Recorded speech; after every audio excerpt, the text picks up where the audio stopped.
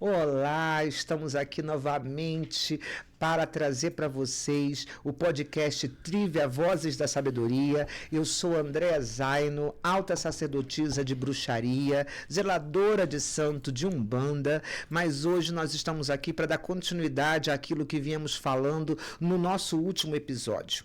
No último episódio nós falamos sobre a deusa e sobre as faces da deusa. Hoje eu estou aqui para falar sobre como ela se integra à força dos esbais e dos sabás. Eu venho hoje para poder falar com vocês sobre o que é um esbá e o que é um sabá. E hoje eu trouxe aqui Tiago Dual, Olá. que é um sacerdote da tradição Trívia e que vem aqui para poder trazer um engrandecimento a esse momento que estamos no ar. Bom dia. Bom, mais uma vez, muito obrigado pelo convite. É ótimo poder estar aqui com vocês, trocando sabedoria, trocando esses saberes que são fundamentais para a nossa vida espiritual. Eu também sou um sacerdote da tradição, também zelador de santo, e eu acho que a gente tem bastante conteúdo para trocar. Hoje, então, porque nós vamos falar sobre o que é a bruxaria na prática. Sim. Porque a prática da bruxaria, ela está essencialmente ligada à celebração dos esbás e dos sabás. Sim. E como esse podcast é um podcast que nós estamos trabalhando para que ele seja altamente informativo para aquele que é iniciante, mas para aquele também que não consegue colocar em prática o que vivencia na teoria, para que vença o medo de celebrar, vença o medo de se conectar, de interagir com a força da espiritualidade e da natureza. Então nós hoje vamos trazer aqui elementos importantíssimos que fazem parte do fundamento da bruxaria. Sim, eu acho bacana a gente falar dos sabás, né, e dos esbás, que são os rituais de maior força para o desenvolvimento do caminho de um bruxo. E eu lembro, inclusive, dos meus primeiros, né? E os primeiros rituais são sempre bem desajeitados. A gente fica procurando ali onde é que é o norte, onde é que é o sul, onde é que é o oeste, para onde é que eu viro. Eu levei alguns anos para entender que a força dos elementos da natureza, norte, sul, leste, oeste, terra, fogo, água e ar, faziam parte da Sim. integração da bruxaria. A primeira coisa que aconteceu comigo foi eu entrar em contato com os sabás.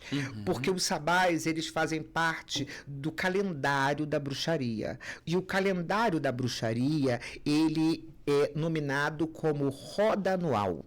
O nosso calendário se chama roda anual. E aí nós vamos falar agora rapidamente sobre o que significa cada sabá da bruxaria.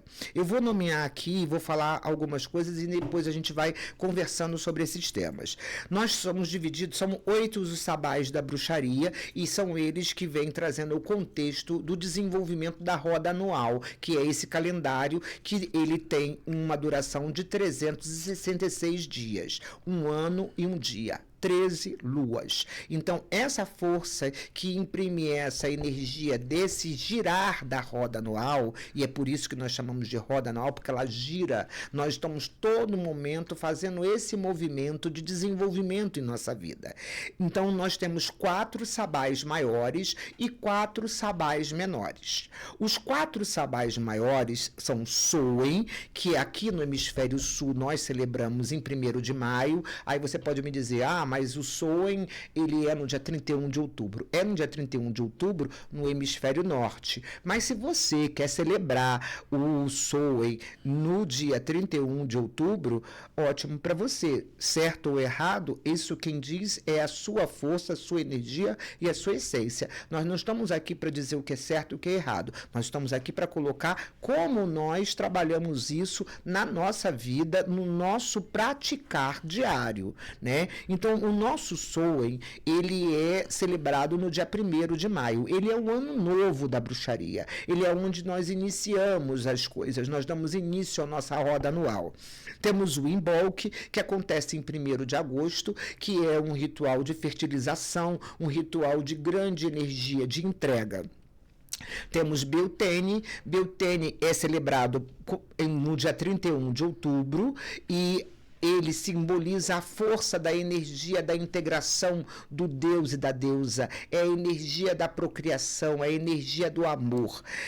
Temos também Lamas, que também é conhecido como Lugnasar, e ele acontece no dia 2 de fevereiro. É uma energia que também vibra muito a força do sagrado masculino. E aí vocês vão entender isso quando nós estivermos falando num podcast exclusivamente para cada sabá, porque nós vamos fazer um podcast para cada sabá, para que vocês aprendam a celebrar cada um desses rituais. Nós temos os 4 sabás menores, que são ligados aos solstícios e equinócios. Nós acabamos agora de vivenciar o nosso equinócio de primavera. O nosso equinócio de primavera acontece no dia 21 de setembro e ele chama-se Ostara. Nós temos também o Iuli, que acontece em 21 de junho, que ele está ligado ao solstício de inverno. Então, todo o ritual que está ligado à virada de estação é um sabá dentro da bruxaria. O Iuli é o solstício de inverno, a Ostara é o equinócio de primavera, Lita é o solstício de verão, que acontece em 21 de dezembro, e o Mabel em 21 de março, que é o equinócio de outono. O meu primeiro sabá foi um equinócio de outono, foi um Mabel, uma energia linda, e eu consegui identificar esse sabá sem que eu entendesse o que era sabá. Eu estava celebrando e eu simplesmente comecei a ver as folhas caindo e eu comecei a pensar, meu Deus, minha deusa, como eu queria que as minhas folhas também caíssem, que eu pudesse me renovar como essa árvore se renova. Ela tira tudo aquilo que é dela e coloca para a terra, e depois ela se reintegra a essa energia, se fortalecendo, como se aquelas próprias folhas fossem adubo para aquela terra, e ela vem trazendo folhas novas, dando a possibilidade de ter flores para que ela possa frutificar ali na frente. E eu celebrei isso. Era um equinócio de outono e foi o meu primeiro sabá. Foi fantástico ter celebrado isso, e a partir dali eu comecei a entender que nas viradas de estação eu teria que também estar celebrando, antes mesmo de saber que isso era um sabá. E é lindo. O Mabon tem um significado muito marcante, não somente por conta dessa transformação que ele traz, de você poder se renovar, mas também de você poder parar para pensar de que a vida tem sempre essa transição. Eu acho que todos os sabás nos convidam a refletir sobre isso, sobre as fases que nós vivemos emocionalmente, sobre as fases que nós vivemos com as nossas emoções. Eu lembro do meu primeiro sabá ser um sabá de Soen. E eu lembro de estar frio na época, eu não sei porque estava frio, mas a gente não comemorou no dia 31, comemorou, né, seguindo a roda aqui do Hemisfério Sul. E eu tive aquela sensação de que esses pequenos rituais, eles sempre aconteceram.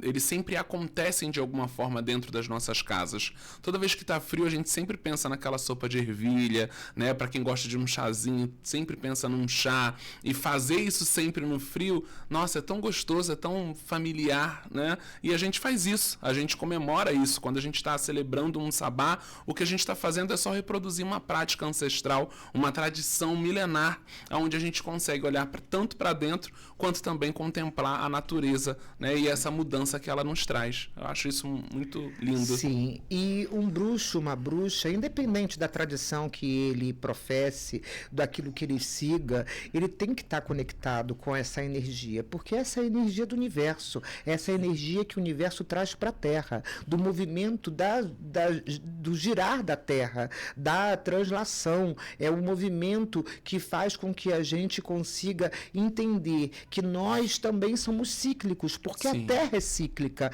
Nós podemos florescer na primavera, nós podemos nos recolher no inverno, nós Sim. podemos estar exuberantes no verão, cheios de força, luz e vida. E nós podemos também entender que nós podemos nos renovar no outono. Essa energia, ela precisa ser vivenciada no cotidiano da bruxa e do bruxo. Ele precisa integrar isso à vida. Como que você vai integrar isso à vida? Celebrando.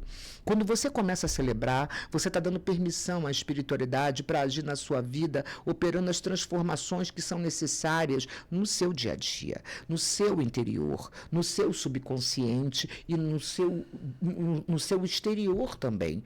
A celebração, ela traz a força da prática da bruxaria. Mas se você ainda não tem um conhecimento profundo sobre o sabá, e nós vamos trazer esse conhecimento para você, mas se você ainda não tem, comece celebrando os esbais. Os esbais são os rituais de lua. E nós temos 4 rituais de lua durante o mês. Nós podemos celebrar todos eles, ou nós podemos optar em celebrar o esbá de lua cheia.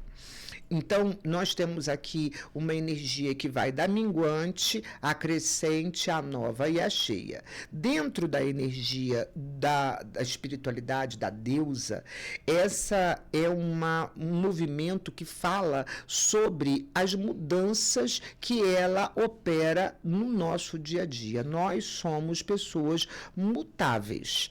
Hoje eu posso acordar de extremo bom humor e daqui a pouco eu posso me alterar e estar de mau humor. Assim também é a nossa vida. Um momento nós estamos em cima, outra hora estamos embaixo, mas temos sempre a certeza de que essa roda gira e que daqui a pouco estamos em cima novamente, né? Sim, Como sim. que foi para você celebrar primeiro um esbá na sua vida? Como que você entendeu isso? Como que foi esse processo? Olha, a bruxaria em si na minha vida, ela começou com uma busca interna por identificação. Eu cresci naquela época, eu estava vivenciando uma rotina de um internato cristão.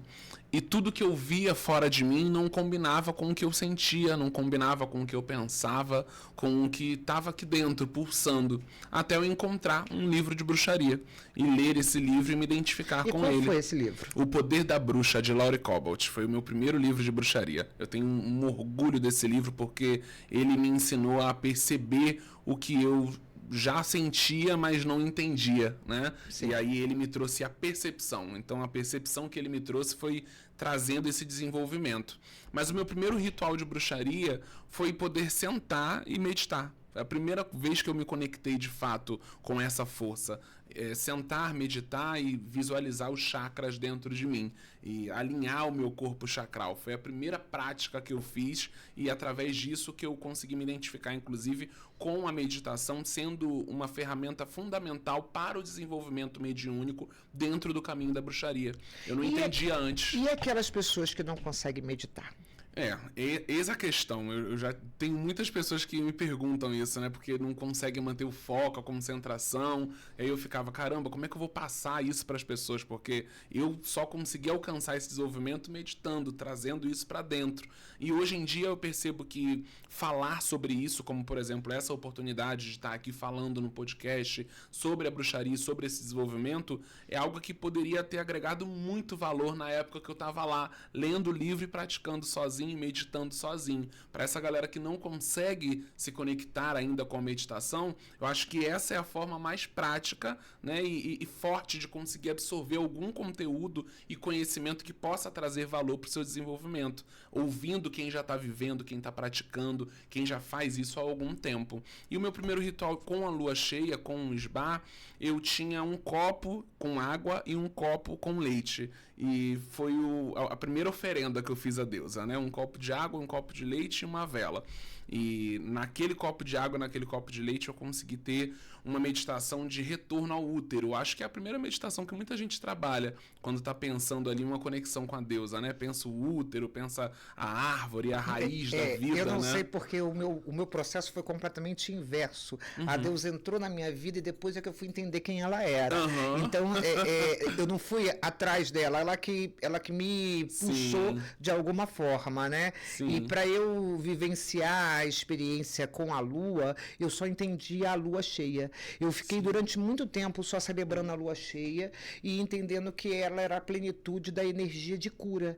Então eu identificava sempre a deusa, a mãe, como uma energia curadora, uma energia que vinha para trazer uma força em mim que me impulsionava a mudar a minha vida, a transformar aquilo que eu já não aceitava mais como limitação dentro da minha vida. Sim. Então, acho que também é muito importante a gente falar falar sobre as maneiras como uma pessoa pode celebrar. Porque nós vemos, eu, por exemplo, quando comecei a celebrar, a espiritualidade veio falando para mim, olha, traz uma pedra. Isso aqui, ó, na minha cabeça, entendeu? Sempre, é minha cabeça. Sempre Depois vai falar que a gente é esquizofrênico, não. É processo intuitivo. O processo intuitivo é muito importante. Traz um incenso, olha, traz uma pedra, olha, traz um copo d'água, traz aqui, faz um círculo de sal. E aí eu fui ali desenvolvendo essa atividade conforme essa espiritualidade foi falando na minha cabeça. Mas eu não tinha ainda o sentido de que isso era espiritualidade. Eu achava que era coisa da minha cabeça, entendeu? A gente fica achando que é coisa da nossa cabeça. A gente não tem ainda... Eu nem sabia que eu estava meditando. Eu nem sabia que isso era meditação. Então, assim, eu fui uma pessoa muito crua quando eu comecei a desenvolver a energia dos sabás, dos esbás na minha vida. Mas isso foi muito importante para eu poder entender que quando eu peguei a primeira vez um livro e aí falavam sobre um átame, falava sobre uma taça de cristal, falava que o átame tinha que ter um cabo preto, que tinha que ter uma lâmina que vinha do punho até o dedo. Meu primeiro átame foi uma faca de cozinha, que eu mandei fazer um fio dos dois lados. Quem fez esse fio foi meu cunhado. E isso é uma coisa que eu me recordo como se fosse hoje. Eu não tinha acesso financeiro a um átame, eu não tinha um acesso financeiro a um punhal, entende? Ainda mais nas características que aquilo ali me trazia. E por isso eu não podia ser bruxa, não. Eu ia ser bruxa de qualquer jeito, eu já era bruxa, entende, meu bem? Aquilo já estava dentro de mim. Então não havia limitação que tivesse me trazido através das questões materiais. Entender que para você celebrar um esbá, basta você voltar o seu olhar para o céu. A lua nem precisa estar ali. Exatamente. Mas é olhar para a deusa e falar, eu estou aqui. Eu agradeço por isso, eu vibro a minha energia e eu quero me sintonizar com você. Esse é o primeiro caminho para você estar celebrando a espiritualidade. Eu acho que essa foi a primeira grande lição que eu aprendi, que por mais que as exigências de todos os instrumentos mágicos estivessem impostas ali naqueles livros, ainda assim, não conseguindo todos aqueles instrumentos, eu poderia somente me conectar, sabe? E a meditação foi esse caminho para mim por esse motivo, porque eu também não tinha condição de comprar átame, taça, caldeirão, eu não tinha onde enfiar aquilo, eu era um adolescente, 16 anos, onde é que eu ia enfiar essas coisas, onde é que eu ia guardar um bocado de instrumento mágico? Isso é uma coisa muito importante. A conexão aconteceu. Uma coisa muito importante de você falar, muitos adolescentes criam atritos com seus familiares porque eles querem montar o seu altar no quarto, eles querem colocar um átame, eles querem colocar a taça, eles querem colocar o pentagrama, e isso para as pessoas, e aí vamos chamar de ignorantes, e querendo entender que ignorante é aquele que ignora a realidade, aquele que ignora um fato, e não ignorante num outro sentido. Sim. Mas aquele que ignora o que de fato estamos fazendo, e é por isso que estamos aqui hoje, para desmistificar exatamente essas questões, para fazer com que se entenda que nós não cultuamos o diabo. Para a gente, o diabo nem existe. Nós entendemos sobre o mal, entendemos que existem forças demoníacas que movem muitas energias negativas, mas nós não acreditamos no diabo de chifre e rabo, porque essa energia e essa visão do diabo de chifre e de rabo é uma visão patriarcal que fez com que o nosso Deus fosse parecido com esse diabo que essas pessoas falam, entende? Então, quando as pessoas elas me perguntam, inclusive, por que eu fui estudar teologia, por que eu fui estudar parapsicologia, é justamente para isso, para poder entender o que eu estava fazendo, porque se deparar com a bruxaria e quebrar os estigmas da bruxaria dentro de mim foi difícil. Imagina na sociedade. Você querer que o adolescente chegue ali e quer botar um pentagrama do tamanho de uma roda em cima do seu quarto, na sua cabeceira, o pai e a mãe não vai querer. O pai e a mãe não vai deixar. Vai achar minimamente estranho. Vai achar aquilo ali, que aquilo ali não é de Deus. Sim, entendeu, meu bem? E isso não é uma realidade, entende? O pentagrama, por exemplo, é um símbolo que ele confere força dos 5 elementos que estão ali combinados: terra, fogo, água, ar e a energia do espírito, da alma. Então, dentro de um círculo perfeito, a integração desses elementos faz com que nós tenhamos equilíbrio. Entender isso é algo muito profundo e fundamental. Nós vemos em outras religiões, por exemplo, na maçonaria, quando você está no primeiro ano de maçonaria, você aprende sobre esses 5 pilares. Exatamente. Entendeu? É sobre isso que falam. Né? Exatamente. E dentro da bruxaria, esses 5 pilares, eles são importantes desde a hora que você começa a celebrar até a hora que você termina. Porque quando você abre um círculo para fazer um esbá, você chama a força desses 5 elementos nessa integração, não é, meu querido? Sim, sim. Eu acho importantíssimo a gente falar sobre isso e também pensar esse termo bruxa e bruxaria, né? Esse termo, ele cresceu e apareceu depois do patriarcado ter ganhado muita força ainda no Oriente. E aí esse termo se popularizou e até hoje nós somos tidos como bruxos, mas a verdade é que nós somos pagãos. Nós cultuamos deuses antigos, deuses que nunca foram esquecidos nem por nós e nem pelos nossos ancestrais. Entendendo que pagão não é aquele que não foi batizado, não. Porque não. Eu fui batizado em um monte de lugar. Eu também. Entendeu?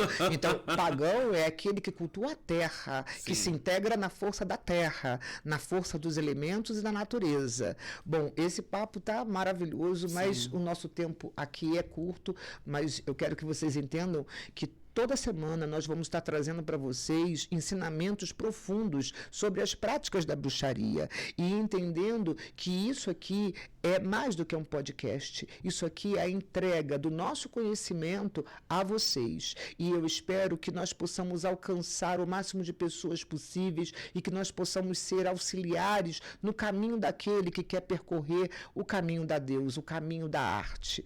Bom, eu quero agradecer imensamente a você por estar aqui hoje. Gratidão eu por essa oportunidade. É sempre bom poder falar sobre a espiritualidade que rege a minha vida, né? E eu fico feliz. Quero agradecer também aos nossos patrocinadores, a Camila Barros, que é lash designer, que vem trazendo esse visual aqui dos meus olhos maravilhosos, a Dandara Neri Hair, que é transista, que também me acompanha já há anos, uma pessoa excelente. Quero agradecer ao estúdio, que é o Estúdio Realize, que nós estamos aqui hoje nesse trabalho, nesse podcast, que nos abriu as portas para que nós pudéssemos falar sobre esse tema tão importante em nossas vidas.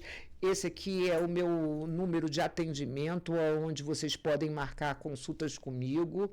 Quero agradecer também a Trisca, que é caldeiraria, fabricação e pintura industrial, que vem nos apoiando nesse trabalho.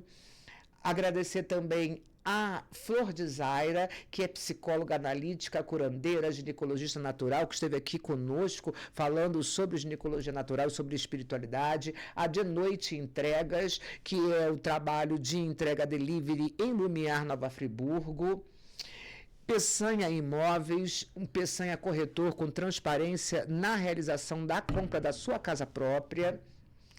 Armazém Café, os bolos mais maravilhosos que Nova Friburgo tem. Quero agradecer também a Mark Studio, que é sound designer, produção musical, mixagem e masterização, um trabalho espetacular que eu vou estar trazendo também para vocês novidades sobre isso. A Dual Psique, quem olha para fora sonha, quem olha para dentro desperta, que é a própria pessoa que está ali. A Gabriela Alcântara, doula na tradição, pessoa excepcionalmente positiva, boa, ótima para acompanhar a sua gestação. A Casa do Parque, esse lugar maravilhoso que me acolhe sempre quando eu preciso de um descanso maior, um lugar extremamente confortável. A tenda de Umbanda Caboclo Sete Flechas, que vai estar inaugurando no dia 12 de outubro em Nova Friburgo, no bairro de Nova Suíça. A Nise Casadeiros, os bem casados mais deliciosos que vocês puderem experimentar em suas vidas, vale a pena contratá-la. A Camila Barros, já falei, estúdio que é a Lash Design. E, bom, queridos, eu quero agradecer imensamente a vocês por estarem apoiando o nosso trabalho, por estarem assistindo. Espero que vocês curtam esse episódio. Eu espero que tenha trazido para vocês um episódio bastante positivo. curtam também o nosso canal, nos divulguem e olha, até a próxima semana. Um beijo no coração de vocês, cheio de luz.